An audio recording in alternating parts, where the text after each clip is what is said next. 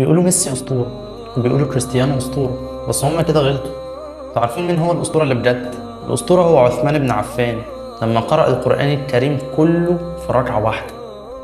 الأسطورة هو علي بن أبي طالب لما خلع باب خيبر لوحده. الأسطورة هو الزبير بن العوام لما هجم على حصن الكفار لوحده عشان يفتح باب نصر للمسلمين.